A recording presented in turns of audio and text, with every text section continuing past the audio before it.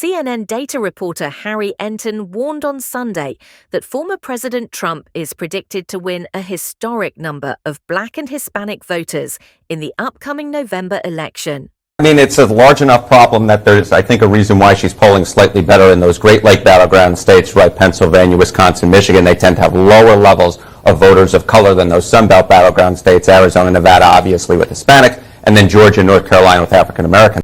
During an appearance on Inside Politics, Enten shared potentially concerning news for Democrats. He also noted that Republicans are outpacing Democrats in party identification and registration for the first time in nearly 40 years.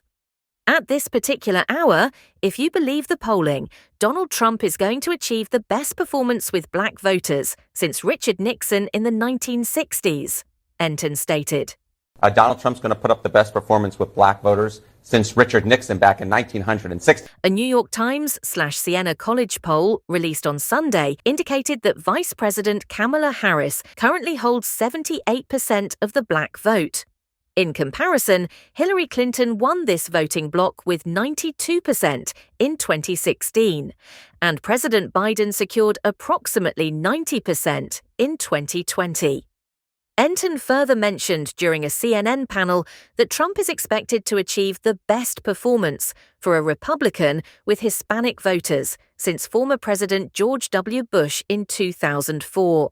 Among Hispanic voters, Donald Trump's going to put up the best performance for Republicans since 2004 and George W. Bush.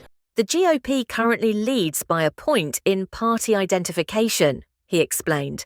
The average when the Republican Party loses is for the Democrats to be ahead by 8 points. When the Republican Party wins, the average party ID advantage for Democrats is 3 points. Currently, Republicans are performing even better than the average when they win, Enten added. He indicated that party registration and party ID data points in a good direction for Trump. However, Enten questioned whether Trump's performance among minority groups could be countered by Harris's support among college-educated white voters. He said, "The question ultimately is that enough to offset the strength that Kamala Harris has with white voters with a college degree?"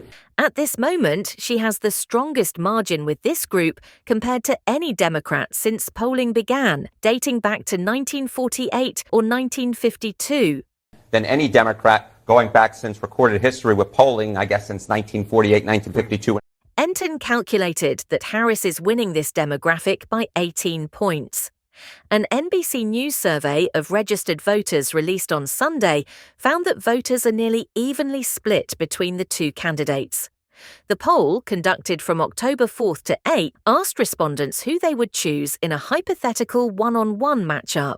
Both Trump and Harris received the same percentage points of 48%.